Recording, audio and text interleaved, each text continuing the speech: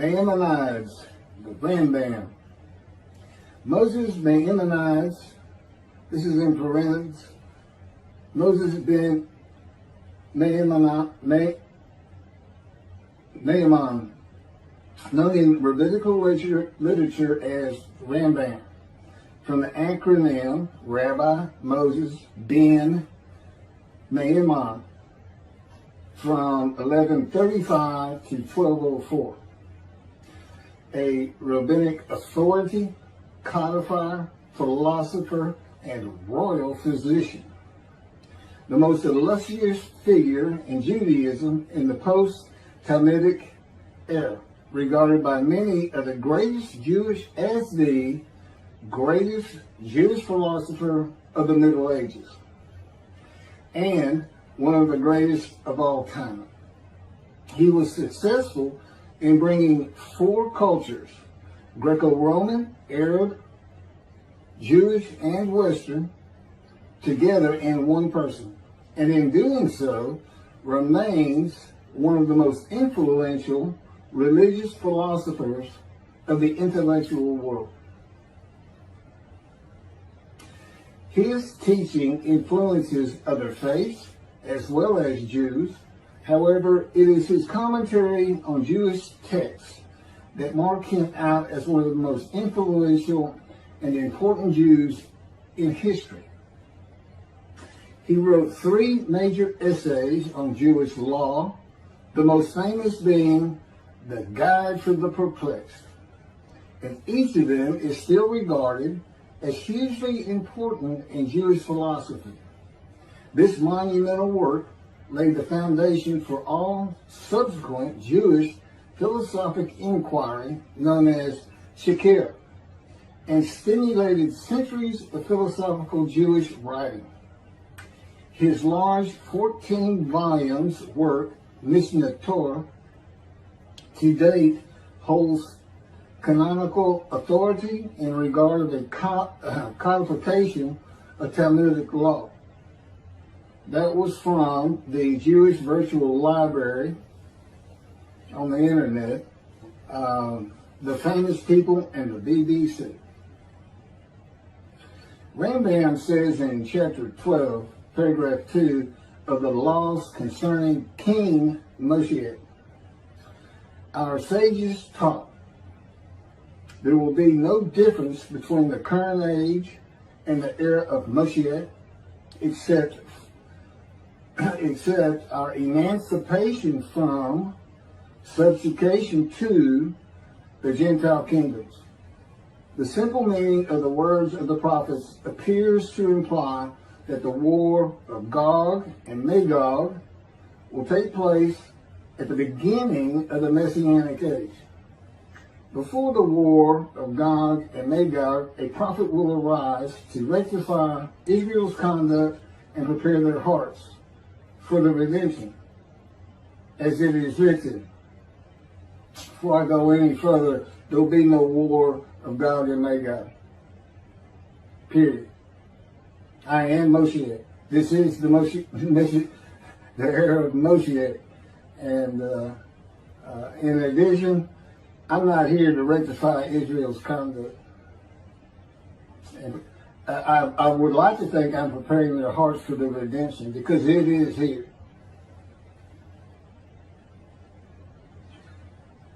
This is from Malachi chapter 3, verse 23. Behold, I am sending you Eliyahu, which is Elijah, before the advent of the great and awesome day of God. He will not come in order to declare the pure impure, nor to declare the impure pure. Nor will he come in order to disqualify the lineage of those presumed to be of flawless descent, nor to validate lineage which is presumed to be blemished. And I agree. Rather, he will come in order to establish peace in the world. As the above prophecy continues, Malachi 3, verse 24, he will bring back the hearts of the fathers to the children. And that is incorrect. I don't come here to bring peace or have the world come to peace. or to establish peace in the world. No one can do that. Humanity will never be at peace. It's just not what man is.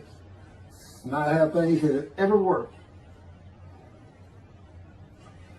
Elijah does not come to establish peace in the world. And again, God dictated this to me. I didn't come up with all this on my own.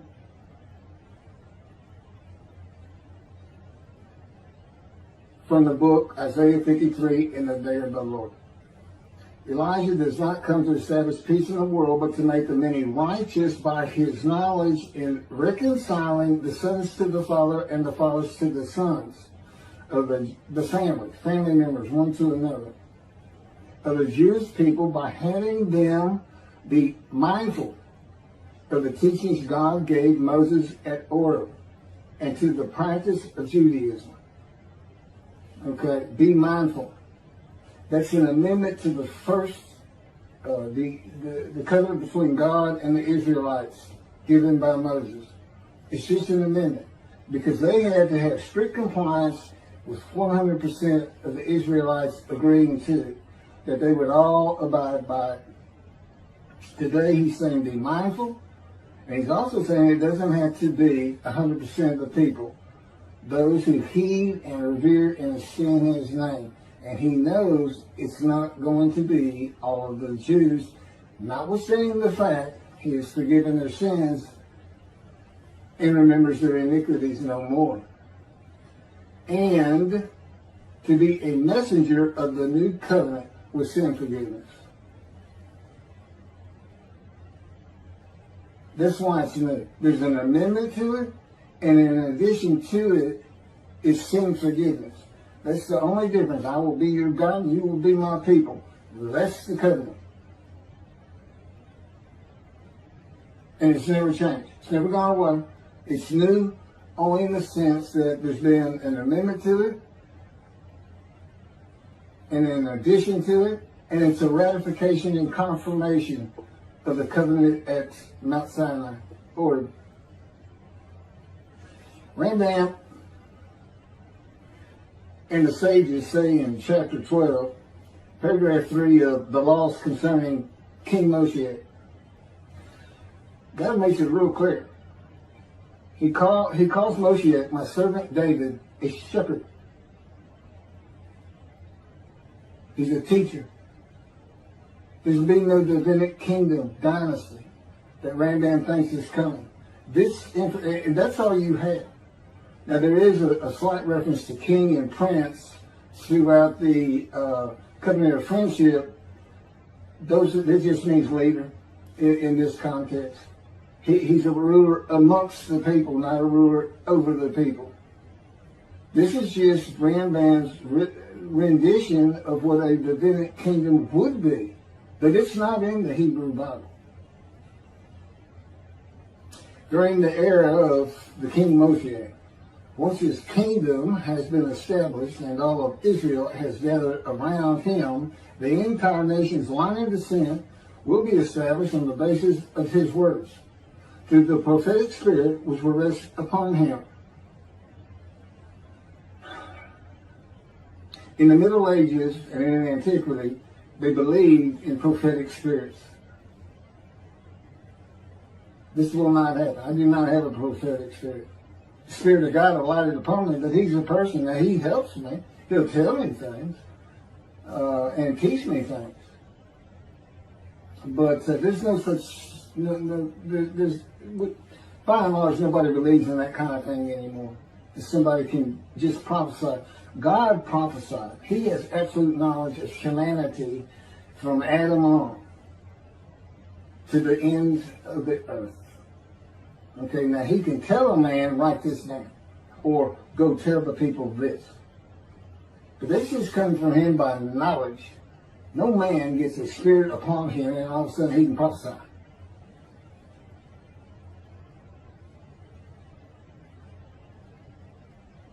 So no, the entire nation's line of descent is not going to be established by anybody, including not myself, and I am Moshiach, or God himself. So that's just not going to happen. As it is written, he shall sit as a refiner and purifier. He will purify the lineage of the Levites first, stating that this one is a priest of defined lineage, and this one is a Levite, a divine lineage. Rambam basis for this belief is a verse in the book of Ezra, chapter 2, verse 63. The governor said to them, they shall not eat of the most holy things until a priest arises who will wear the Urim and the Thummim. From this verse, one can infer that the genealogy of those presumed to be of unquestioned priestly and Levitical lineage will be traced by means of the prophetic spirit, and those found to be of such lineage will be made known. He will define the lineage of the Israelites according to their tribe alone, i.e., he will make known each person's tribal origin, stating that this one is from this tribe and this is from another tribe. It's not going to happen. And he's talking about Moshiach being the purifier. He got that wrong too. He shall sit as a refiner and purifier from the first paragraph, chapter 12. Paragraph 3 is not Moshiach. God purifies and refines. And he comes with Elijah and the angel of the covenant that you desire. Rambam says the prophetic spirit will rest upon the anointed one. The prophecy of the Hebrew Bible, the prophecies of God. I just gave you my summarization of before I read this,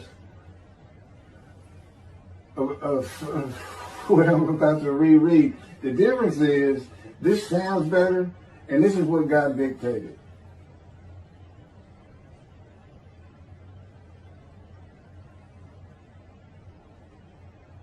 The prophecy of the Hebrew Bible, the prophecies of God.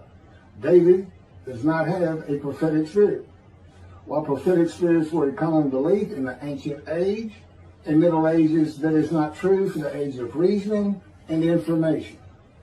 Isaiah chapter 11 verse 2 defines the attributes of the spirit that alights upon the anointed one as a spirit of wisdom and insight, a spirit of counsel and valor, a spirit of devotion and reverence for the Lord. There is nothing regarding a prophetic spirit.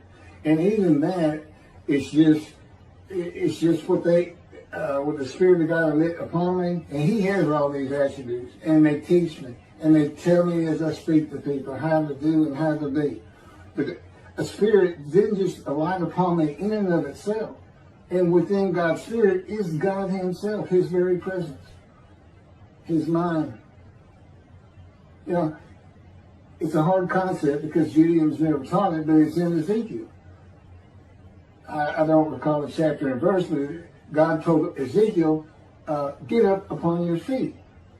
Ezekiel says, at that very moment, a spirit entered into me, and I could hear God's words. Couldn't hear God's words until the spirit entered into him. Why? They had to be inside you. They had to be inside you. It's speaking to your mind.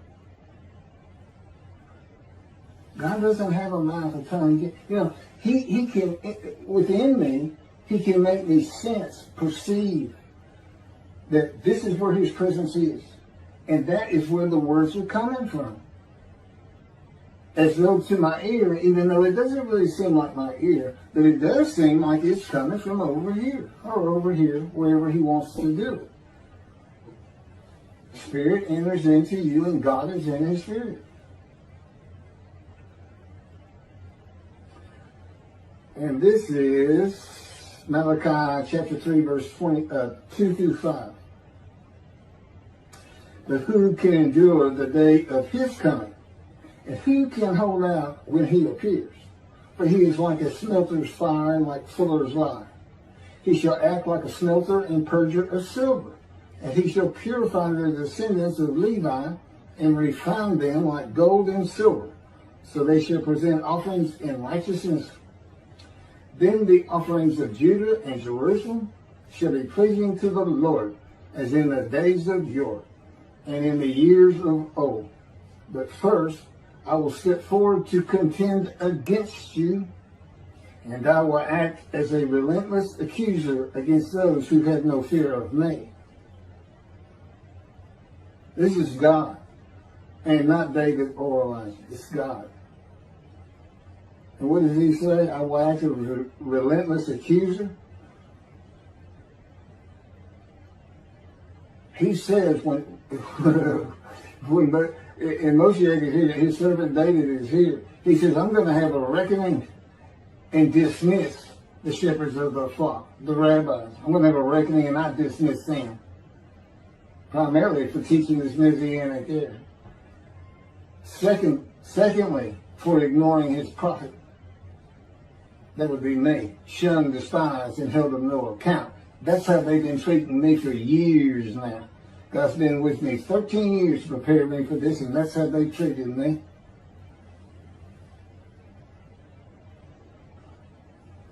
In Hebrew writing, it is common to express the same idea twice.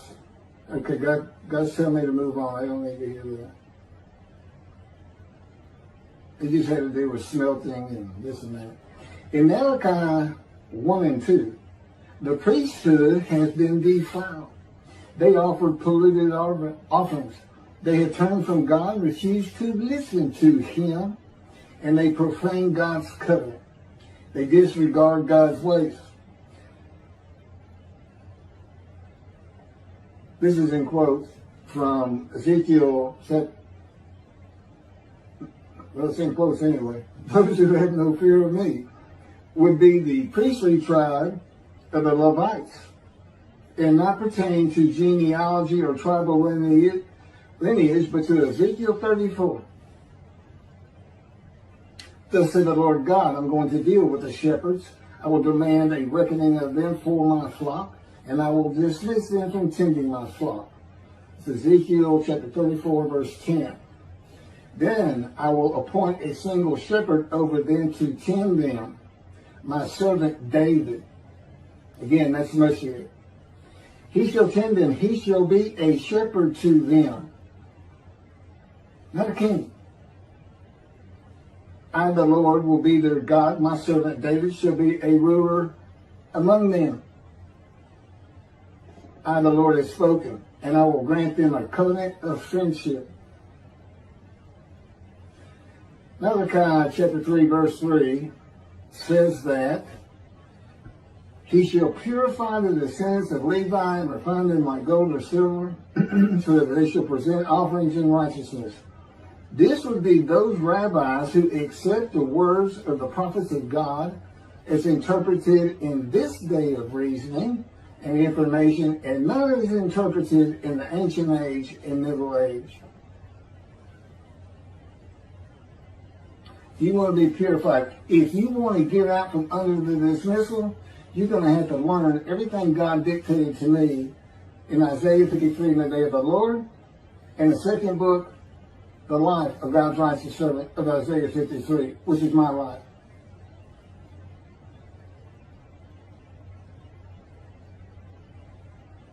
That'll purify you. That'll get you back on the scroll of remembrance so you can see the heaven God is creating. When in Israel still ain't good. The era of redemption, restoration, and exaltation versus the day of the Lord, as found in the book. Rambam and the sages interpreted it as a prophecy that Moshiach, with a prophetic spirit, will determine the lineage of the priests and Levites from a verse in the book of Israel. I've covered this. Anyway, the governor said to them, they shall not eat of the most holy things until a priest arise who will wear the Urim and Thummim. This has nothing to do with genealogy of the Levites today, or purification and refining, or a prophetic spirit on Moshiach. This is not a prophecy of a high priest arising. And it is not Moshiach, but an answer to those that could not prove they were Levites. when the verse is put into its proper context. This is Ezra, chapter 2, verses 61 through 66.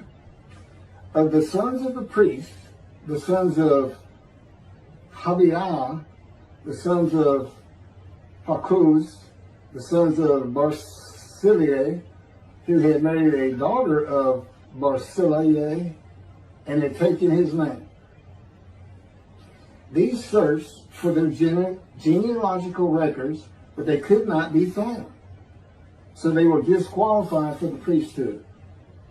The Chakirah ordered them not to eat of the most holy things until a priest with Urim and Thummim should appear. It was just a specific instance. In the Hebrew Bible, the Urim and Thummim are elements of the breastplate worn by the high priest attached to the ephod.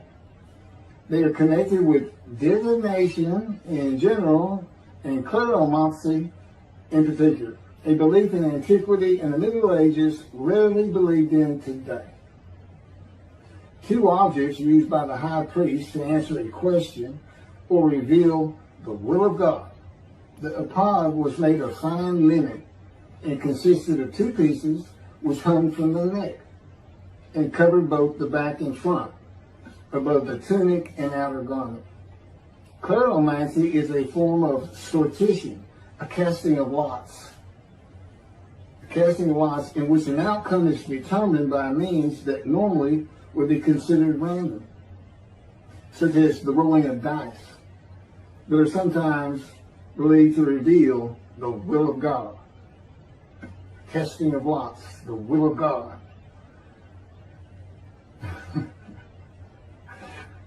This is not believed in today. Ezra is not a book of the prophets. Chakirah was not a prophet and did not speak the words of God. Few people believe in divination and cleromancy today, matters and things of the Hebrew Bible written for an era gone by.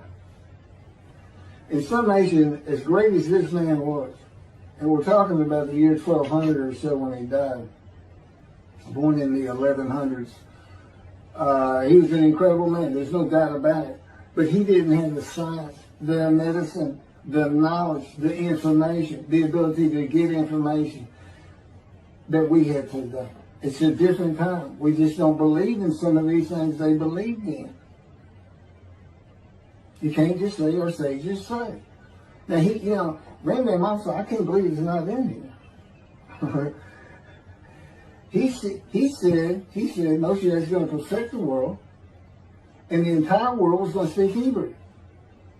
Okay? And he gets that from Zephaniah, chapter 9, verse 10. God says, and I think most people have heard this phrase, they shall be a people of a pure speech. He takes that to be the people of the world. Well, the only problem is that, read verse 9. In verse 9, God talks about his anger against the world and how he would actually terminate it with fire.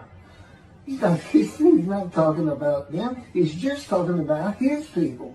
The peoples are the Jewish people. And guess what? Today they are a people of pure speech in Israel. See, the only time an ancient language has been revived in the modern times, and that's Hebrew. That's their official language, along with Arabic in Israel. So it was a true prophecy of God. They should be a people of pure speech, but he's only talking about the Jewish people. When he says the peoples, he's talking about his people. If he's talking about the people of the world, you know what he's going to say? The people of the world. His people. The Jews. Okay, well that's all I have on Rambam. Again, I'm surprised I don't have that.